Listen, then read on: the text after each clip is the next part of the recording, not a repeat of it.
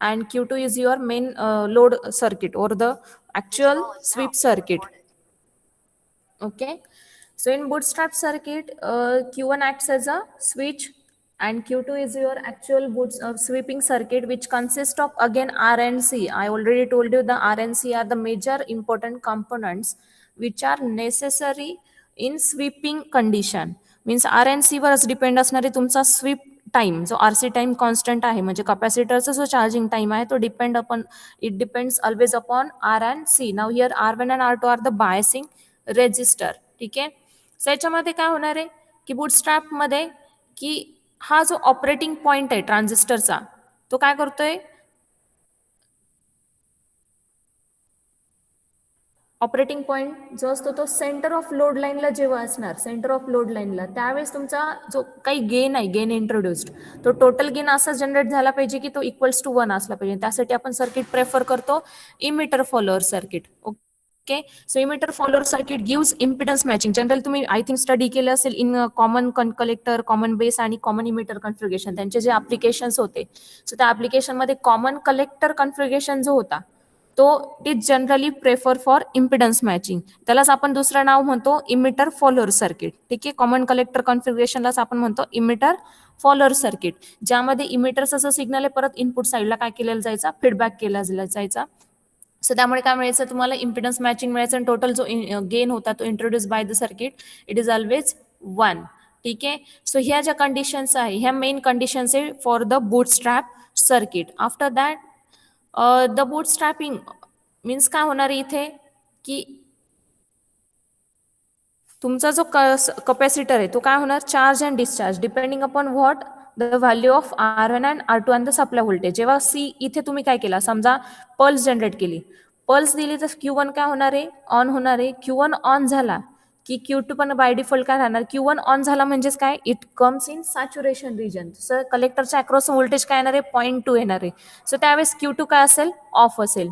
Q2 of असल्यामुळे कपॅसिटरला काय येते, कपॅसिटर त्या मोमेंटला डिस्चार्ज होतो. ठीक आहे, capacitor will start to discharge, कारण का त्याला इथे जो आहे हा पाथ आहे हा काय होतो, रिव्हर्स करंट देतोय, रिव्हर्स करंट फ्लो व्हायला लागतो. Instead of going from R1 to C to Q2 it is goes in reverse mode. ठीक आहे, कारण का Q2 ऑफ आहे त्यामुळे हे सर्किट फक्त इथूनच चालणार, पास होणार C to R1 to VCC. So त्यामुळे कपॅसिटर काय होतो, डिस्चार्ज होतो. ज्यावेळेस तुमचा Q1 ऑफ असेल म्हणजे तुम्ही निगेटिव्ह पल्स दिलेला, निगेटिव्ह पल्स दिले तर Q1 काय होतो, ऑफ होतो. Q1 ऑफ झाला की ज्यावेळेस इथे काय होतंय, हा ओपन सर्किटरी होते, म्हणजे हा जो सप्लाय VCC हा डायरेक्टली कुठे कनेक्ट होतोय, Q2 ला.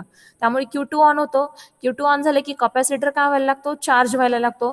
कपॅसिटर कितीला चार्ज होणार आहे, जे काही तुम्ही व्होल्टेज इथे जनरेट होईल याच्या across between R1 and R2 मध्ये जे बायसिंग व्होल्टेज जनरेट होणार आहे that will be the biasing voltage which will be generated across C.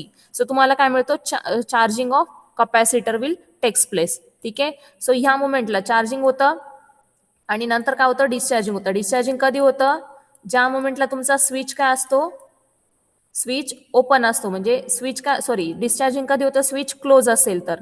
आणि ज्या मोमेंटला स्विच ओपन असेल त्या मोमेंटला काय होणार आहे, capacitor will start to charge through R1 to C to Q2 असं त्याचं चार्जिंग पाथ राहणार त्याचा.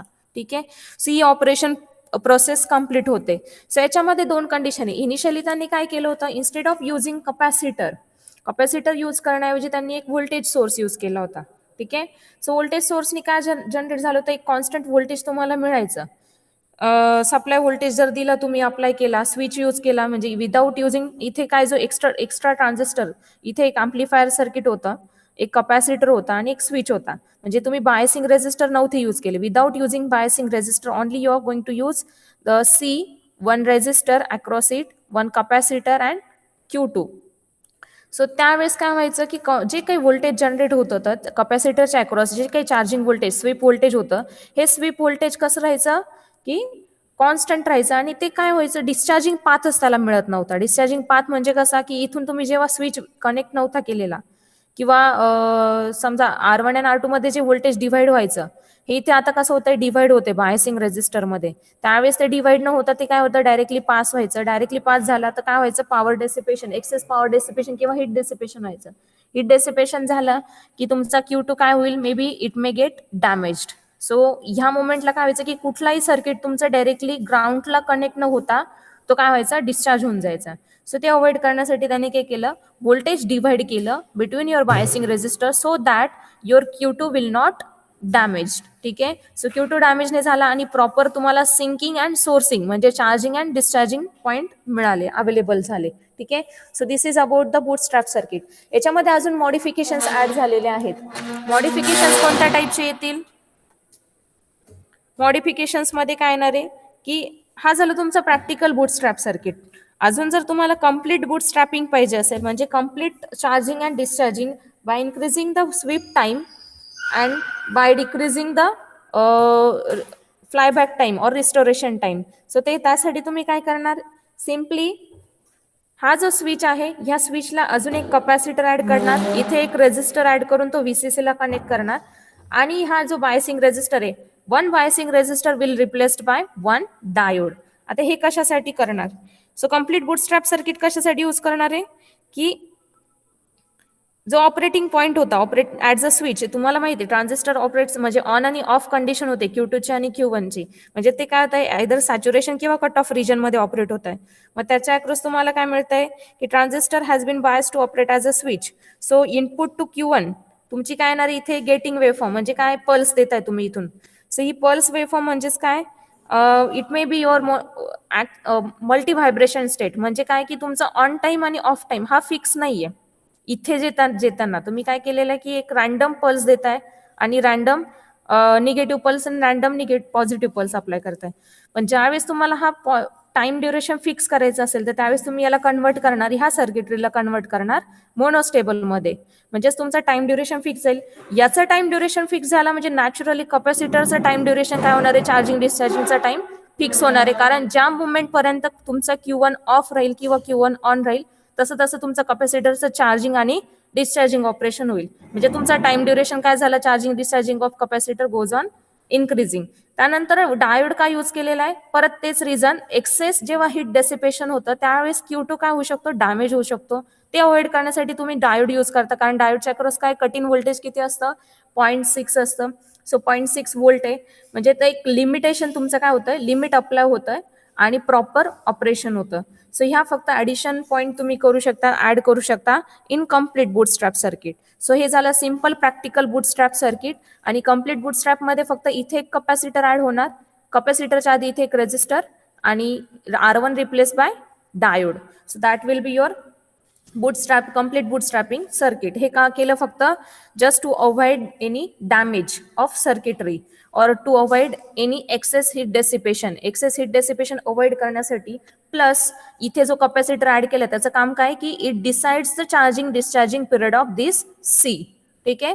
सो याच्याने काय होतं, एक फिक्स तुम्ही पल्स अप्लाय करणार फिक्स ड्युरेशनची, त्या फिक्स ड्युरेशनच्या पल्स पर्यंत तुमचा कपॅसिटर आयदर चार्ज होईल और डिस्चार्ज होईल. And this is very simple. So this is about the bootstrap sweep circuit. याच्यात कोणाला काही डाऊट असेल तर विचारू शकता.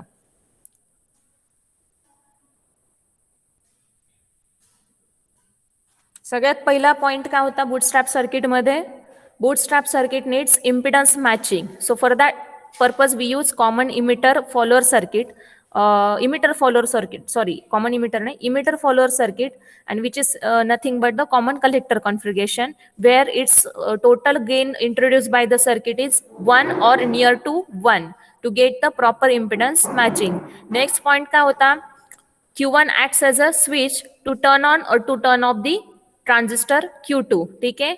सो हा स्विच म्हणून ऑपरेट होतो. When you apply positive pulse Q1 will turn on, then due to this what happens, Q2 will turn off. हा टर्न ऑन झाला म्हणजे हा काय होणार, टर्न ऑफ होणार. का, कारण हा ऑन स्विच आहे. ऑन स्विचच्या अक्रॉस व्होल्टेज असतं 0.2. So 0.2 is not sufficient to turn on the Q2. So therefore Q2 remains off, hence capacitor in that condition will starts to discharge. हा कॅपॅसिटर काय होणार आहे, डिस्चार्ज होणार आहे. ठीक आहे. नंतरच्या पॉइंटला काय होणार, ज्यावेळेस Q1 ऑफ असेल त्यावेळेस काय होणार आहे, कॅपॅसिटरला एक पाथ मिळतोय for charging purpose, complete path. So it will starts to charge. आधी कॅपॅसिटर डिस्चार्ज का होतो, कारण इथून रिव्हर्स करंट फ्लो व्हायला लागतो. ज्यावेळेस तुमचा Q1 ऑफ असेल मीन्स निगेटिव्ह पल्स अप्लाय करताय त्या मोमेंटला Q2 काय होतो, ऑन होतो. Hence it will get a close loop circuit. So capacitor will start to charge through R1 C to Q2 and the load. So capacitor काय होतो, charge होतो. जेव्हा charge होतो त्या व्होल्टेजला म्हणतो आपण स्वीप व्होल्टेज और स्वीप टाइम. जेव्हा डिस्चार्ज होतो त्याला म्हणतो आपण रिस्टोरेशन टाइम और फ्लायबॅक टाइम किंवा restoration voltage. So restoration voltage is always smaller than sweep voltage. So आता पुढे कंडिशन काय, मॉडिफिकेशन्स काय काय ऍड करू शकतो आपण. जर आपल्याला ही पॉझिटिव्ह निगेटिव्ह पल्सचे टाइम ड्युरेशन डिसाईड करायचे असेल तर आपण काय करणार, we will add one capacitor across this Q1. Means ह्या बेसच्या इथे काय करणार, एक कॅपॅसिटर ऍड करून देणार. म्हणजे मी इथे एक कॅपॅसिटर ऍड केला. कॅपॅसिटर ऍड करून परत इथे काय करणार, एक रेझिस्टर याला कनेक्ट करणार. ठीक आहे. हा रेझिस्टर कुठे जाईल, टू द VCC. हे एक मॉडिफिकेशन आहे. हे कशासाठी केलं आपण हे modification, just to decide the turn on and turn positive pulse and negative pulse duration. Means हा काय झाला, ऍक्च्युअली द मोनोस्टेबल सर्किट झाला. Monostable circuit is nothing but whose one state is stable. म्हणजे एक टाइम ड्युरेशन काय असतं, either on टाइमचं किंवा of टाइमचं duration काय असतो, फिक्स असतो. आणि एक टाइम काय असतो, नॉट फिक्स्ड. सो आपल्याला जो पाहिजे स्वीप व्होल्टेज मॅक्झिमम पाहिजे, म्हणजे त्याचा निगेटिव्ह पल्स काय आपण फिक्स करणार आणि पॉझिटिव्ह पल्स काय असणार आहे, अनस्टेबल असेल. सो ही निगेटिव्ह पल्स ड्युरेशन फिक्स असेल त्यामुळे काय होतं, कॅपॅसिटर मॅक्झिमम ड्युरेशनला चार्ज होतो. सो हा त्याच्यासाठी आपण यूज केलेला आहे. दुसरा पॉईंट काय करणार, इथे एक डायोड ऍड केला. Instead of R1 we can use diode so that to avoid any excess heat dissipation or power dissipation. So to avoid the breakage of transistor Q2. So हे avoid करण्यासाठी आपण काय करतो, ऍडिशनल डायोड ऍड केलेला आहे. So हे फक्त modifications आहे इन कम्प्लीट बूटस्ट्रॅप सर्किट. कळालं, कोणाला काही डाऊट?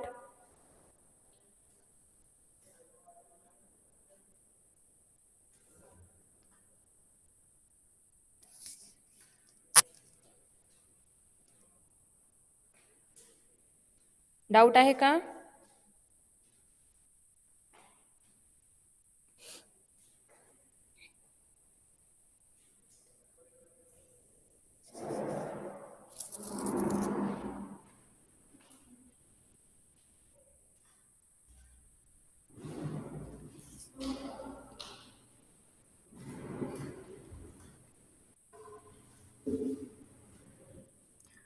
बरं, दोन्ही पण जे आहेत टाईपचे बूटस्ट्रॅप आणि Miller sweep are belongs to constant current charging type of sweep generators. हा, स्वीप मेथड्स आपण इनिशियली स्टडी केले होता, different sweep methods for time based generators. So याच्यामध्ये पहिला हे जे दोन्ही आहेत Miller sweep generator last time बघितलं होतं आणि bootstrap circuit, both are belongs to constant current charging method. ठीक आहे.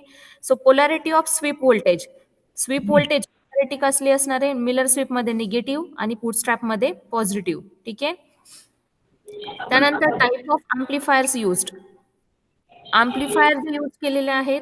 आता इथे आपण ट्रान्झिस्टर सर्किट स्टडी केलेले, पण ज्या मोमेंटला तुम्ही इथे instead of using transistor amplifier you can prefer operational amplifier too. Opamp पण यूज करू शकता तुम्ही.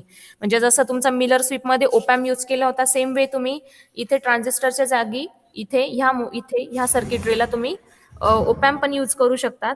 सो ओपॅम्प जर यूज केलं तर त्यामध्ये दोन टाइप्स असतात, inverting and non inverting amplifier. So Miller स्वीपमध्ये आपण नेहमी इन्व्हर्टिंग अँप्लिफायर प्रेफर केला होता, बूटस्ट्रॅपमध्ये आपण नॉन इन्व्हर्टिंग अँप्लिफायर यूज करतोय. ठीक आहे. त्यानंतर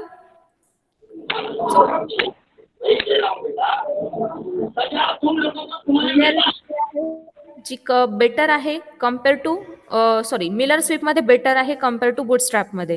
कारण बूटस्ट्रॅपमध्ये आपण बघितलं की जर तुमचा कॅपॅसिटरच्या व्हॅल्यू किंवा R1 R2च्या व्हॅल्यू डिसाइडेड नसेल, प्री डिसाइडेड नसेल, तर तुमचा जो चार्ज स्वीप व्होल्टेज आहे तो व्हेरी होऊ शकतो.